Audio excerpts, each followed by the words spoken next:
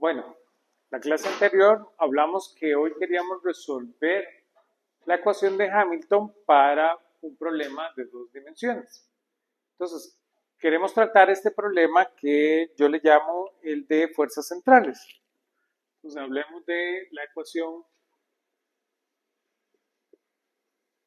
de Hamilton para un campo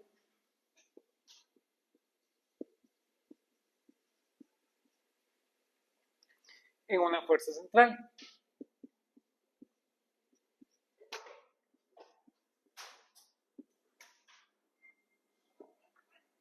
Entonces, lo voy a trabajar en coordenadas polares, ¿verdad? Porque suele ser más sencillo y va a ser interesante la interpretación del problema.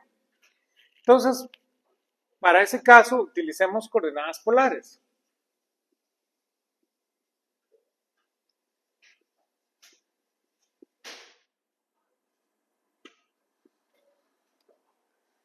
Las coordenadas polares voy a usar R y phi. Y vamos a decir que nuestra fuerza central viene dada por ese potencial, para un potencial UD. Ese es el problema típico que nosotros conocemos. Bajo esas condiciones podemos armar la energía cinética. Vean que nuestra energía cinética, ustedes ya la conocen, va a ser igual a un medio de la masa por la velocidad al cuadrado. Y en este caso la velocidad tiene que ser r punto cuadrado más r cuadrado por phi punto cuadrado. ¿Se acuerdan que este r es el que le da las unidades correspondientes aquí, verdad? Entonces básicamente esa es la posición de ese r en nuestra relación.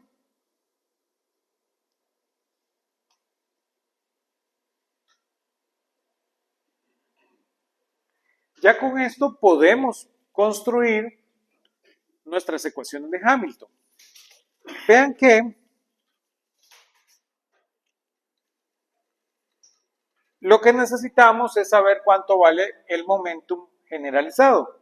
El momentum generalizado es la derivada parcial del lagrangiano con respecto a Q y punto. Pero vean que el potencial, ¿verdad?, no depende de las puntos. Entonces, para todo efecto práctico, eso es lo mismo que la derivada de la energía cinética con respecto a Q y punto, ¿verdad? En este caso, tenemos dos dimensiones, entonces vamos a tener dos momentum generalizados. Entonces, tenemos el caso de PR, que lo que estoy buscando es la derivada de t con respecto a r punto.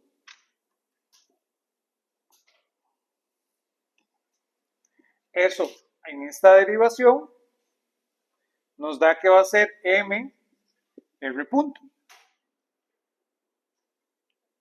derivando esa energía cinética. Y ahora vamos a tener un P de phi. Ese P de phi es simplemente la derivada parcial de t con respecto a phi punto. Y vean que esa derivada tiene que ser m r cuadrado por phi punto.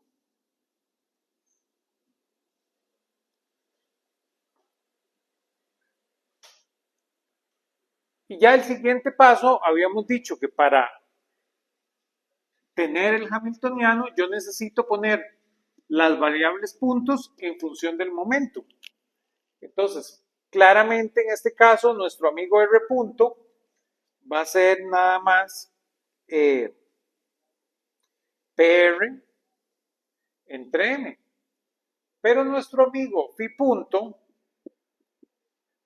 ya es un poquito más variado, ¿verdad? Va a ser P phi dividido entre mr cuadrado. Y esto va a ser r punto y esto va a ser phi punto. Ya eso lo puedo sustituir en mi hamiltoniano, ¿verdad? Entonces mi hamiltoniano va a ser 1 medio entre m de PR cuadrado más P phi cuadrado dividido entre R cuadrado más U de R.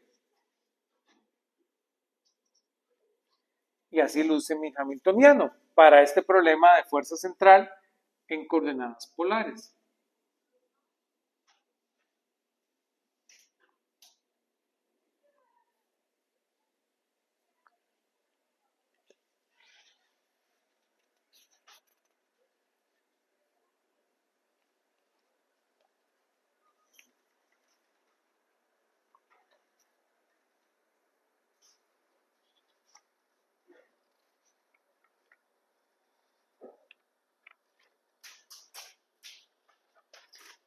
Y ahora sí, este amigo de aquí, a usted ya les debe recordar algo, ¿verdad?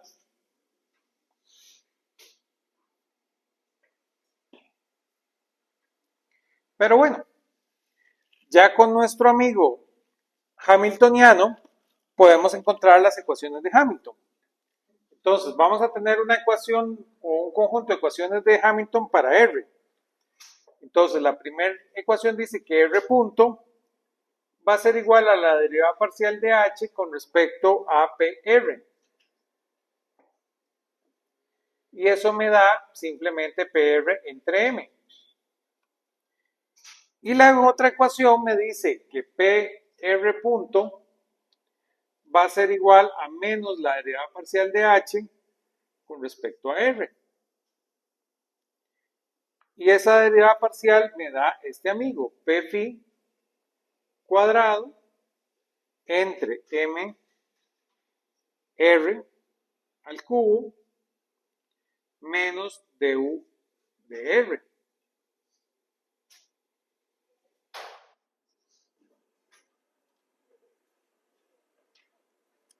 Esas son mis dos ecuaciones de Hamilton para R.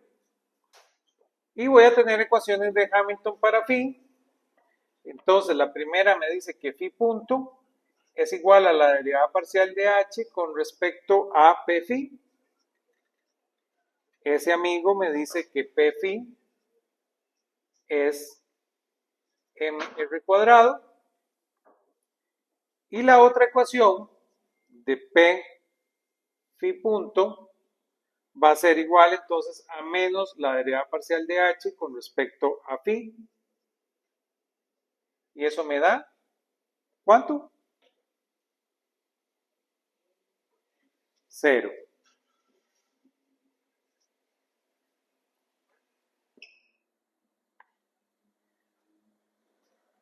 ¿Qué significa esto?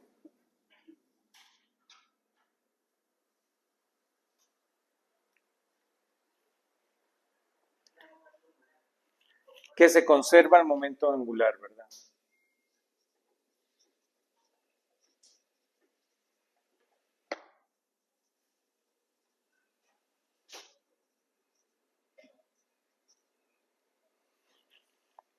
Entonces, ya ahora la conservación del momento angular no se vuelve una cuestión de criterio, ¿verdad? A partir de mi hamiltoniano es un resultado.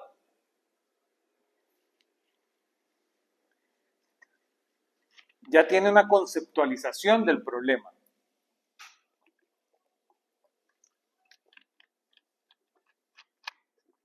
Esto tiene muchas implicaciones en la física, ¿verdad? Los físicos hemos ya hace un tiempo estado muy preocupados de la conservación del momento angular. Los físicos aseguramos que el universo, este conjunto planetario, conserva el momento angular. Después usted se va al sistema solar. El sistema solar, usted dice, también conserva el momento angular. Usted se va en el sistema planeta-luna, ¿verdad? La Tierra-Luna conserva el momento angular. Usted se viene aquí, ¿verdad? Y los huracanes tienen un proceso de conservación del momento angular. Usted tiene aquí unas pelotas jugando, ¿verdad? Con unos trompos. Eso conserva un momento angular. Cuando usted se va al átomo, usted dice, no, el átomo tiene que conservar el momento angular. ¿Lo ven? Pero entonces, ¿por qué tiene que ocurrir esa conservación? Porque usted asciende a la conservación del momento angular a un nivel superior, ¿verdad? Eso como físico nos tiene que dar que pensar, ¿verdad? Vean que van viendo, los hamiltonianos de fuerzas centrales te van a generar conservación del momento angular. Es una forma de decirlo, ¿verdad? Es una forma de reescribir una ecuación de Hamilton, ¿verdad? Y ustedes saben que todo este tema del spin, que es problemático, ¿verdad? Viene de obligar la conservación del momento angular en el sistema, ¿verdad? Protón-electrón, ¿verdad? Cuando usted obliga la conservación del momento angular en el sistema conformado por un protón y un electrón, ¿verdad? Que es el átomo de hidrógeno, usted necesita hacer algo extraño. Ah, pero bueno, ya tiene más que decir. Bueno, lo que pasa es que el sistema, como lo entendemos, protón-electrón, es un sistema de fuerza central. Entonces, está obligado a conservar el momento angular.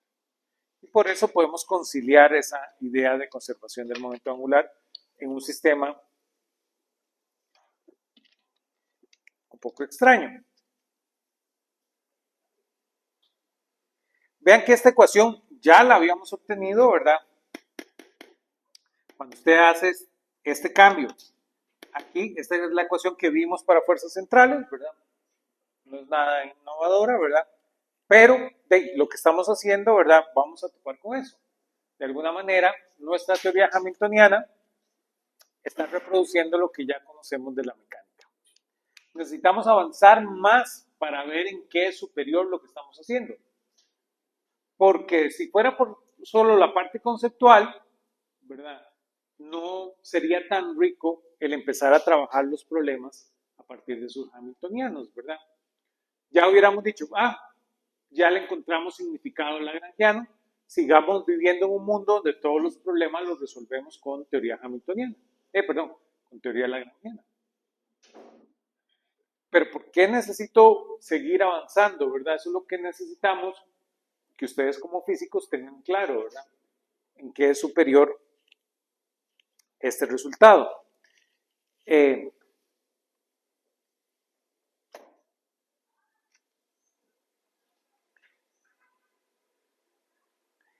Hablemos de dos cositas, ¿verdad?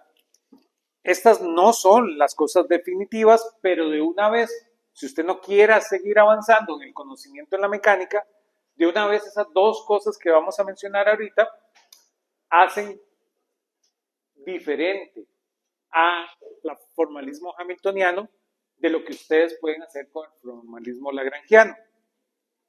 Entonces vale la pena hablar de estas dos cosas. Voy a borrar por acá.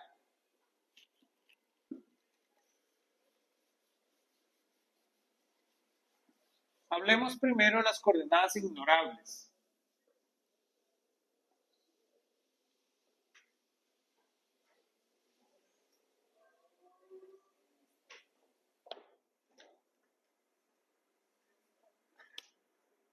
Que esto es algo que me permite el hamiltoniano.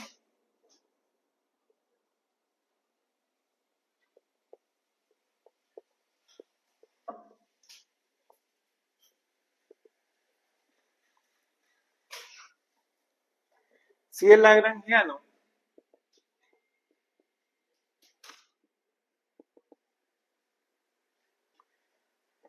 L resulta ser independiente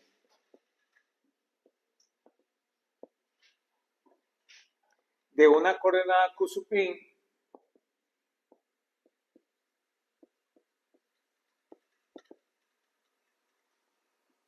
entonces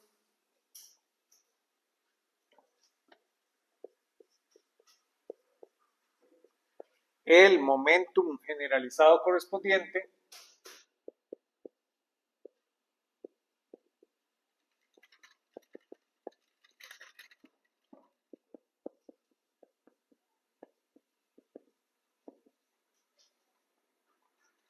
P sub i es constante.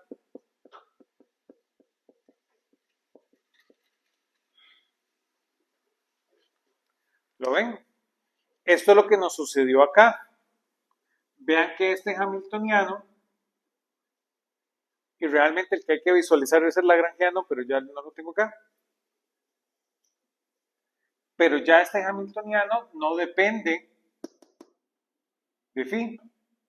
Entonces, no depende de esa coordenada, por lo cual P sub i termina siendo constante, que es lo que estamos viendo acá.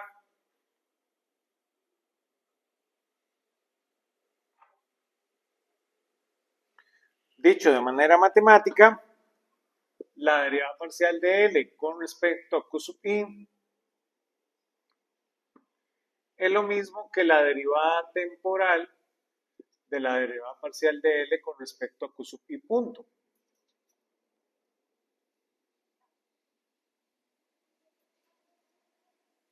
Entonces, esto implica que si el lagrangiano no depende de Q sub i, esto implica que la derivada temporal de la derivada parcial de L con respecto a Q sub i punto es igual a 0.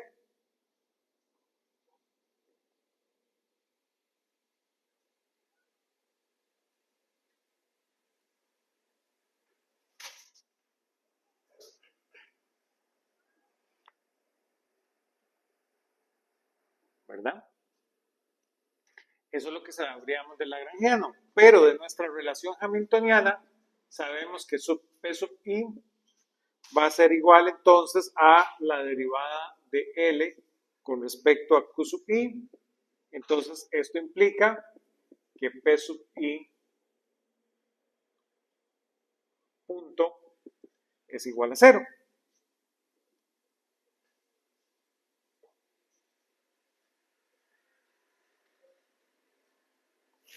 Dicho de una manera, nuestro hamiltoniano, que es función de Q1, P1, P2, realmente es función nada más de Q1, P1 con una constante. En cambio, nuestro amigo el lagrangiano sigue siendo Q1, Q1 punto, Q2 punto. ¿Lo ven? Entonces, cuando ustedes tienen coordenadas ignorables, ya de una vez su formalismo hamiltoniano va siendo un poco más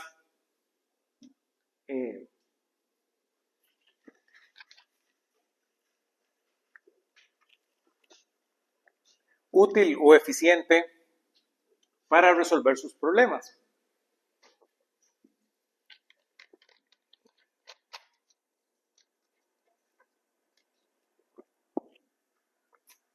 Pues tiene menos variables. Si tiene menos variables, varía menos, ¿verdad?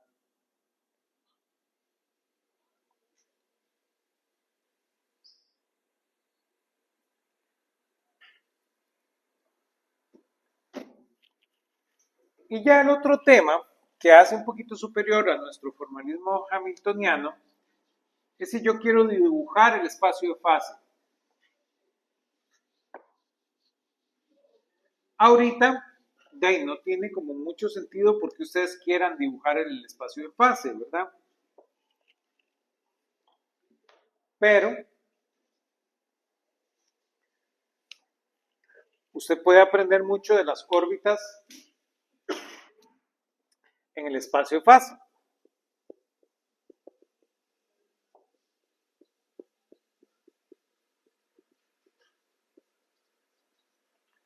¿Verdad?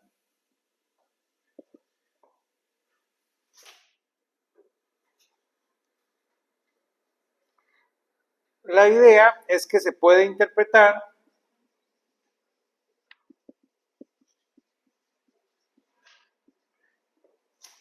el vector en el espacio de fase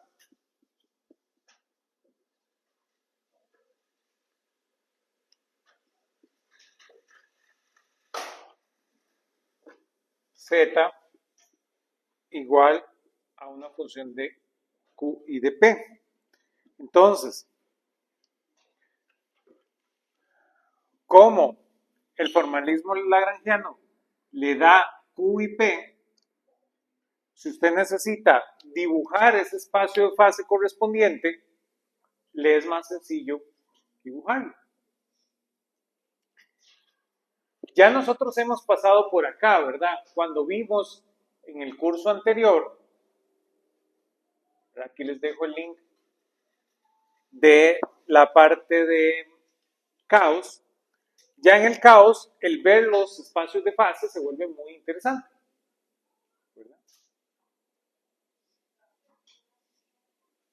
¿Sí? Usted podría interpretar y obtener información.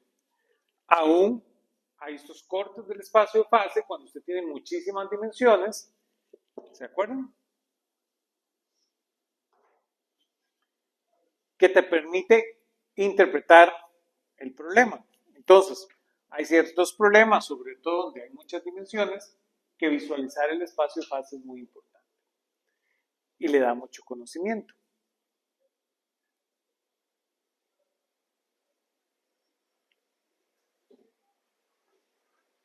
Un excelente problema para esto, el oscilador armónico. Entonces, ya sabiendo estas cosas, ataquemos el problema del oscilador armónico, que es el problema tal vez por excelencia para lo que hacemos en la mecánica. Entonces veamos cómo luce el formalismo hamiltoniano para este problema del oscilador armónico. Intentemos dibujar el espacio de fase. ¿Verdad? Que en eso es más sencillo que hacerlo en el sistema lagrangiano o en el formalismo de Newton.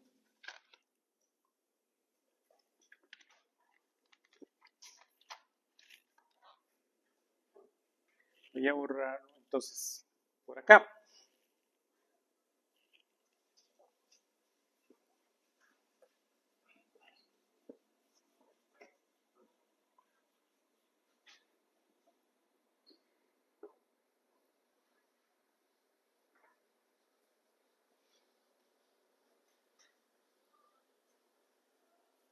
Entonces, hablemos del oscilador armónico unidimensional.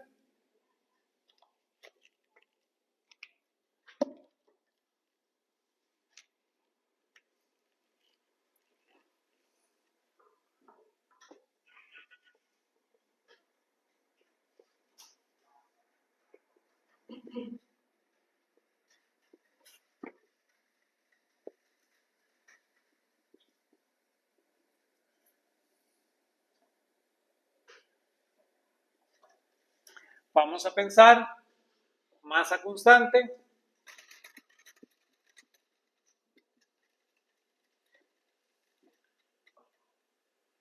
M. Vamos a pensar en la constante K.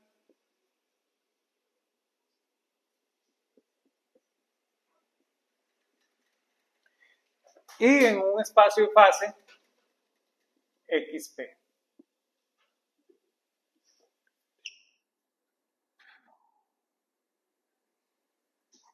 Ya este problema lo tenemos bastante avanzado, ¿verdad?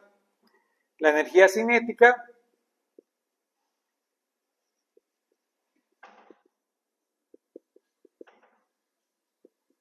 T va a ser igual entonces a un medio de mx punto cuadrado.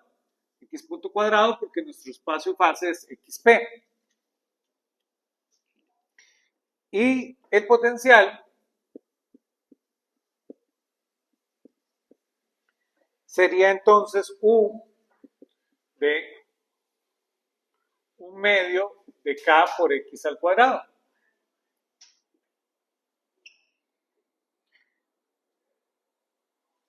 Ya lo hemos reescrito muchísimas veces de esta manera también. tomando en cuenta la masa. Entonces podemos ver que es 1/2 de m omega cuadrado x cuadrado, donde omega es la frecuencia, ¿verdad?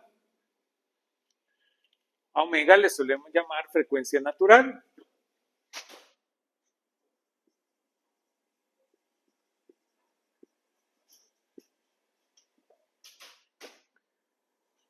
Que omega de nada más sería k entre m raíz.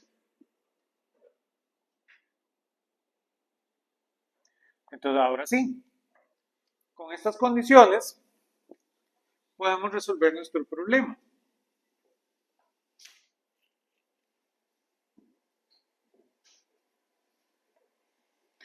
Para resolver nuestro problema, como resolvemos todos los problemas del formalismo hamiltoniano, calculamos el momentum generalizado.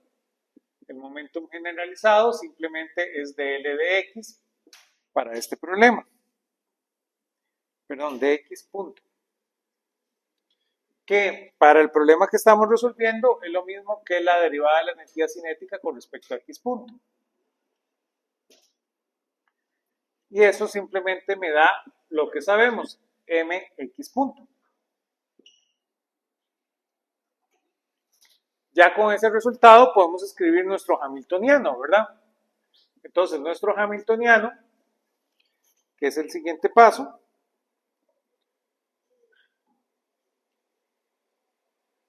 bueno, no, perdón, el siguiente paso es escribir x punto en términos de p, ¿verdad? Que entonces x punto sería p entre m. Ya con ese resultado puedo escribir mi hamiltoniano. Entonces, para este caso, mi hamiltoniano será p cuadrado entre 2m más 1/2 de m omega cuadrado x cuadrado. Ya de una vez, y esto vamos a ir por ahí, ya de una vez a usted como físico, este objeto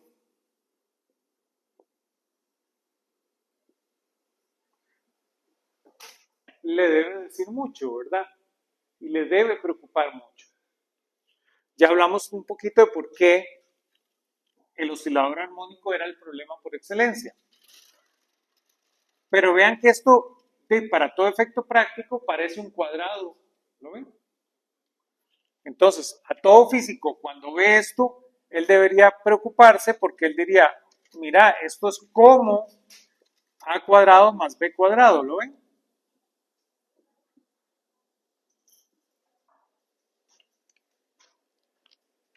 Y esa coincidencia, ¿verdad?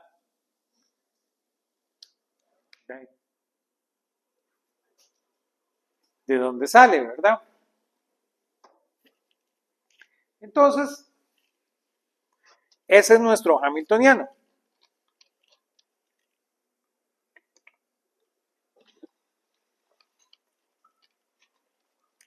Piensen un poquito en eso, pero sigamos en nuestro problema, ¿verdad?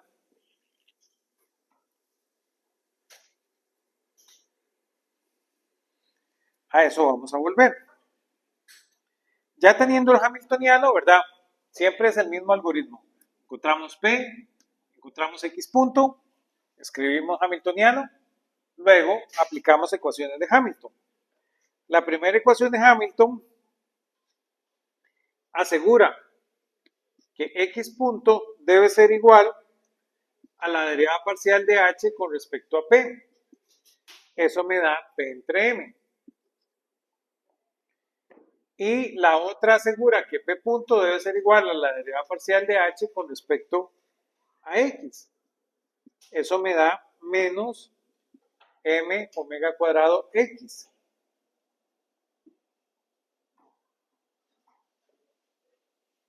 Para encontrar la ecuación del movimiento, ¿se acuerdan? Sustituyo este en este. De tal manera que esto implica que X punto punto tiene que ser igual a menos omega cuadrado X. Que esta es nuestra ecuación del oscilador armónico, ¿verdad?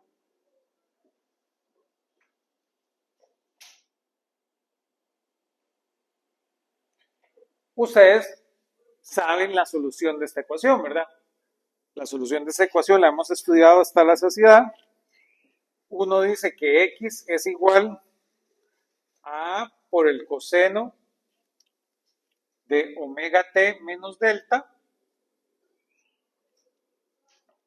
de tal manera que eso implica que el momentum no es más que menos m omega por A seno de omega t menos delta.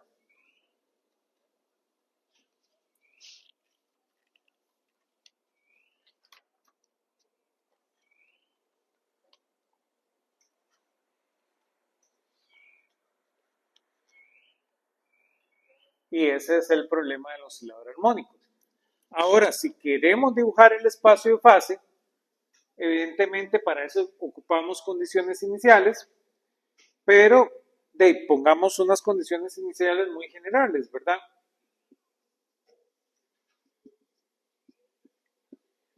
Pongamos que x es igual a A y que P es igual a 0 como condición inicial. Entonces, si yo sustituyo este resultado en nuestro hamiltoniano, vean que eso asegura que P cuadrado entre 2m más un medio de m cuadrado, perdón, de m omega cuadrado x cuadrado va a ser igual entonces al caso inicial, ¿verdad? Porque el hamiltoniano va a ser igual, de tal manera que esto es igual a un medio de m omega cuadrado por a cuadrado. Entonces yo puedo reescribir esto, ¿verdad? Lo que voy a hacer nada más es pasar esto a dividir, porque esto es una constante, ¿verdad? Entonces paso a dividir eso. Entonces esto implica que x cuadrado entre a cuadrado más p cuadrado entre m omega a elevado al cuadrado debe ser igual a 1. Y ustedes saben qué es esa figura, ¿verdad? Esa figura en un gráfico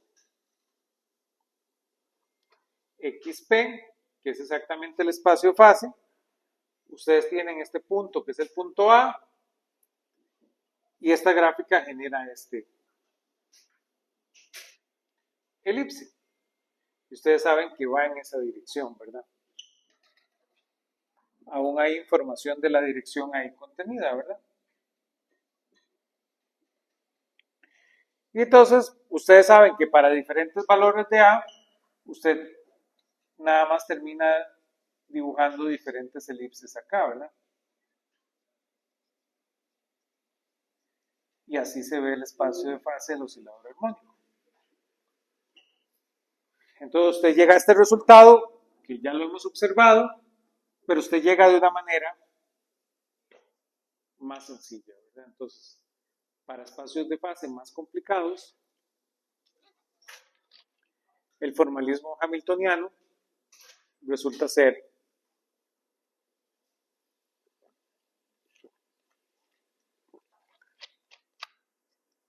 un poquito más útil.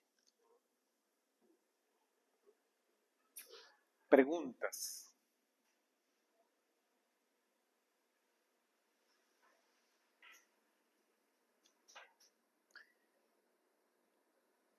¿Qué es lo que sigue, verdad? Hasta aquí no hemos, como les digo, podríamos terminar hasta acá y decir, sí, tenemos estas dos ventajas. Si hay coordenadas ignorables, tengo conservaciones. Dibujar el espacio fase es más sencillo en el formalismo hamiltoniano. Pero claro, si usted pone una balanza, usted dice, Bueno, el formalismo hamiltoniano, entonces, solo vale la pena aprenderlo cuando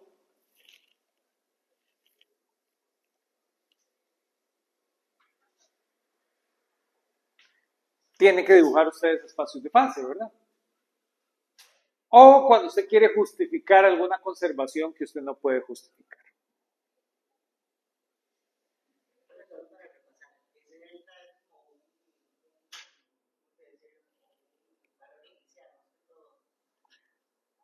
Mm, El nombre técnico no es valor inicial, sino es una constante de integración.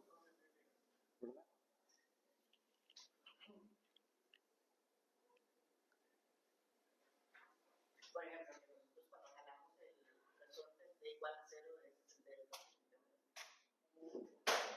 Eso tiene que ver con la oscilación, ¿verdad? Entonces esta es la fase de la oscilación. Esa es ya la cuestión técnica de oscilaciones. Pero necesitamos entender, ¿verdad?, por qué es superior nuestro formalismo hamiltoniano. Ya ha hecho tres cosas muy interesantes. Ha logrado explicar el significado físico del lagrangiano. Ha logrado definir conservaciones y ha logrado dibujar espacios de fase. Pero aún no ha logrado hacer problemas más sencillos. ¿Lo ven?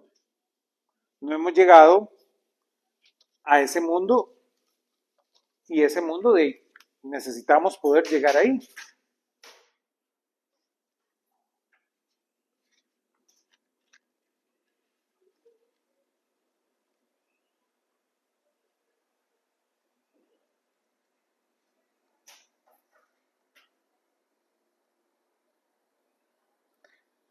Para llegar ahí necesitamos introducirnos a un tema que son las transformaciones canónicas. Que ahí es donde se vuelve interesante este problema.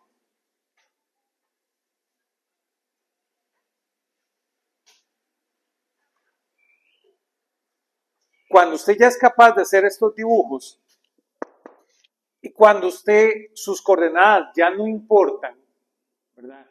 Ya usted tiene esta libertad en las coordenadas, usted puede sacarle más provecho a este tipo de problemas.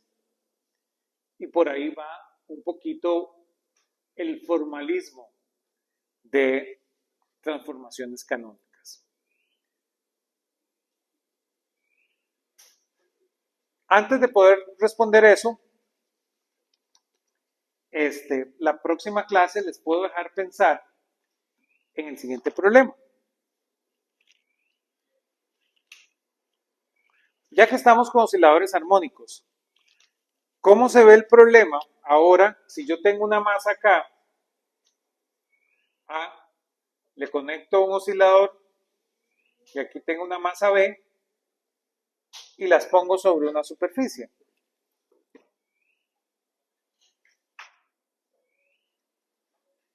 ¿Cómo se ve este problema, verdad?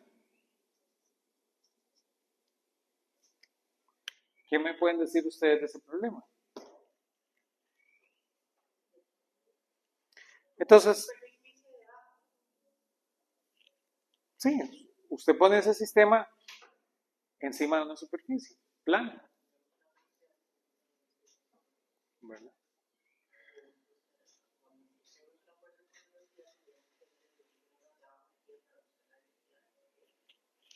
Entonces piensen un poquito en ese problema, ¿verdad? Entonces, podemos empezar con esto en la próxima clase, ¿verdad? Y después entramos a ver transformaciones canónicas, ¿verdad? Que se va a volver una cuestión bastante interesante en los problemas que estamos resolviendo. Y vamos a volver a esta idea de mecánica cuántica que habíamos mencionado, ¿verdad?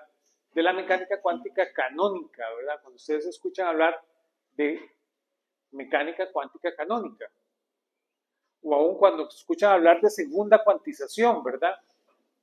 Eso es algo que si usted no pasa por acá, ¿verdad? No va a tener como esa perspectiva para poder entender ese problema. Por eso sacamos ese ratito de hablar de transformaciones canónicas. Entonces nos vemos la próxima clase.